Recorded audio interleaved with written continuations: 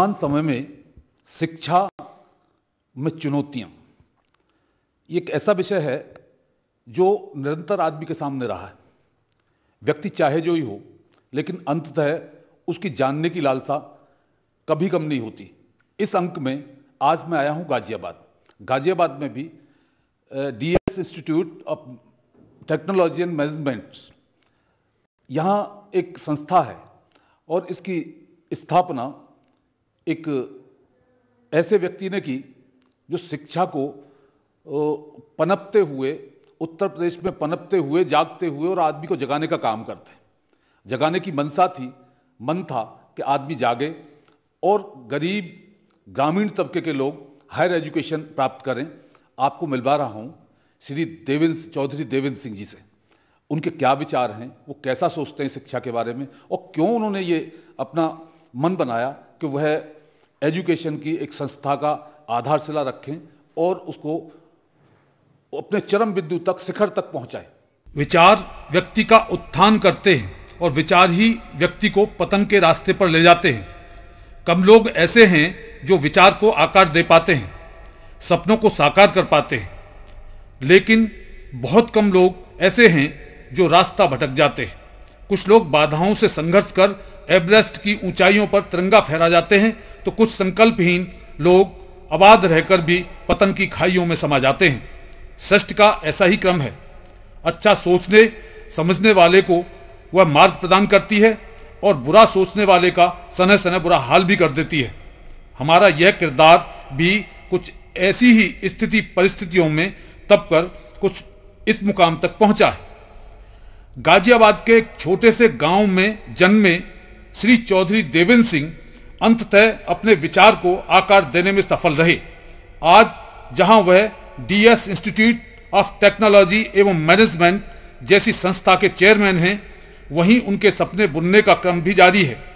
यह संस्था आज भारत के कुछ गिने चुने एजुकेशन संस्थानों में से एक है। यहाँ दूर दूर गांव देहात से आकर छात्र छात्राएं मैनेजमेंट एवं टेक्नोलॉजी का ज्ञान की प्राप्ति करते हैं। वहीं चौधरी देवेंद्र और उनके सहयोगी इस संस्थान को और विकसित व प्रभावी बनाने की ओर प्रयत्न कर रहे हैं। कभी मैदानी जमीन रही होगी मेरठ रोड पर, इसी जमीन पर आज सपने फल फूल रहे हैं। देवेंद्र सिंह द्वारा अपने बचपन से जवानी तक देखे सपने। एक बड़े भूभाग में फैला यह तकनीकी कॉलेज उत्तर प्रदेश के प्रभावशाली शिक्षा संस्थानों में गिना जाता है। यहाँ विभिन्न प्रकार की तकनीकी शिक्षा मिलती है। तरह तरह के उपकरण हैं, तरह तरह की प्रयोगशालाएं हैं और अनेक प्रकार की कार्यशालाओं का आयोजन इस संस्थान की प्रयोग विधि है। यही नहीं, लड़कियों का यहाँ अलग हॉस्टल है तो लड़कों का अलग। हॉस्टलों में तमाम तरह की रिहायशी एवं शिक्षण संबंधी व्यवस्था है। मैं एक किसान परिवार से हूँ और किसान को ही बिलोंग करता हूँ। मेरे पिताजी भी एक किसान ही थे। हमने जो है मेहनत करके थोड़ा जो है अपने बिजनेस को करा।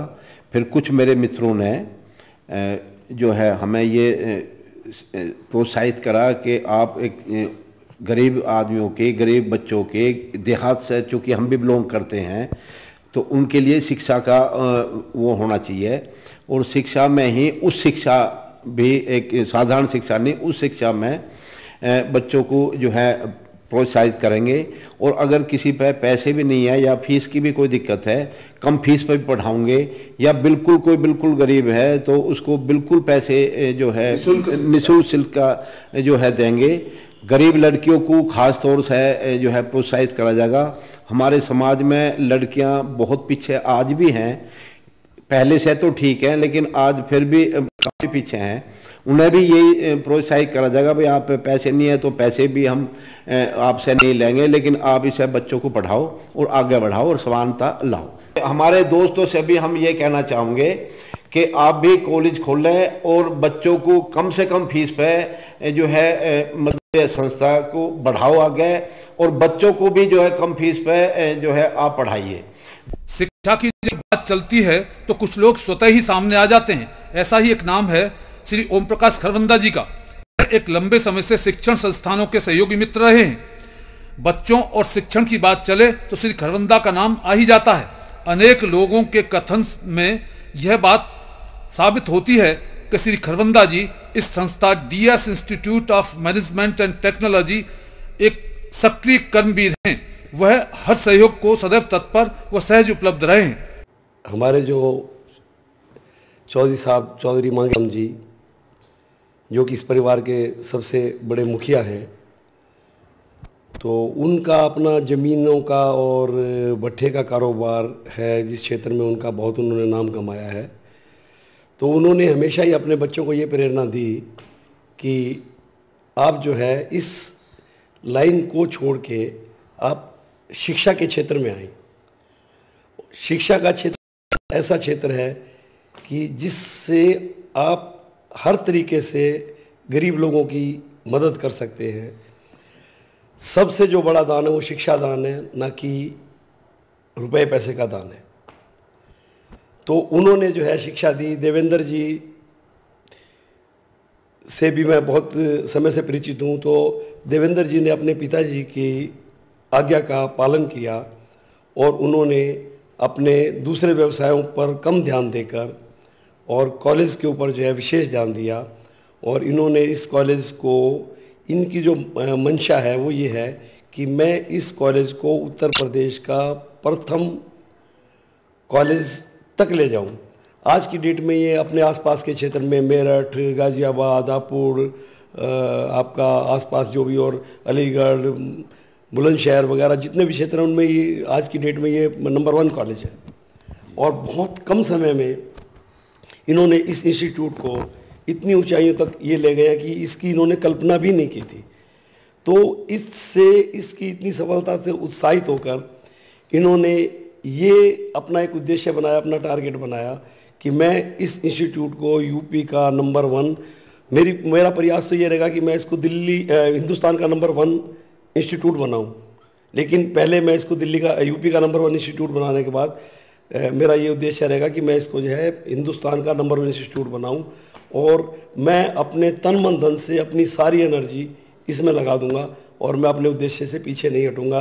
ये इनका उद्देश्य है और मैं भगवान से प्रार्थना करता हूँ, कामना करता हूँ कि ये अपने उद्देश्य में कामयाब हो। जब बात इस संस्था के विषय में चल ही रही है तो आइए मिलते हैं इस संस्था के संचालक व वाइस चेयरमैन श्री शैलेश जी से। इनसे ही जानते हैं इस संस्थान का हाल, क्या क्या कार्य शिक्षा के मद में करती है ये संस्था और इसके भविष्य की क्या योजना है। इस कॉलेज का नाम हमने DS इंस्टीट्यूट अपने चेयरमैन श्री देवेंद्र सिंह जी के नाम पे रखा है और उनका एक मेन एम था कि वे अपने नाम से कुछ करें एजुकेशन फील्ड में।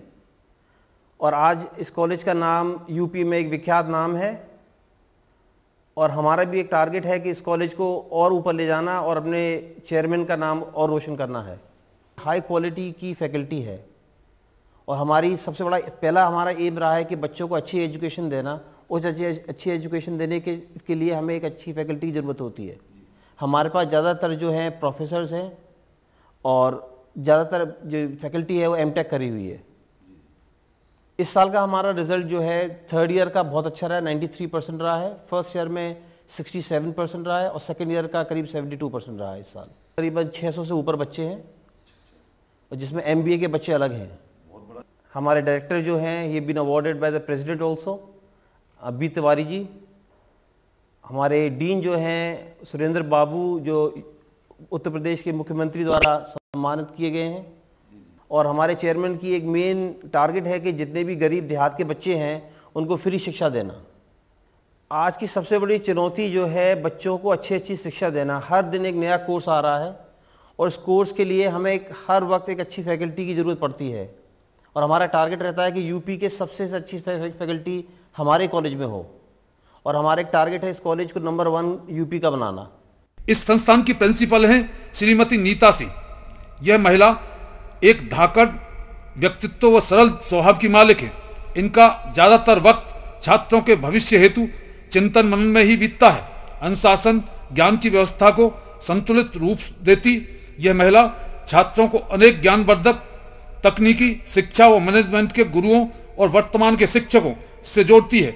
यही कारण है कि संस्थान में वर्तमान में 600 से अधिक छात्र छात्राएं हैं। ज्यादातर छात्र छात्राएं ग्रामीण क्षेत्रों से ही हैं।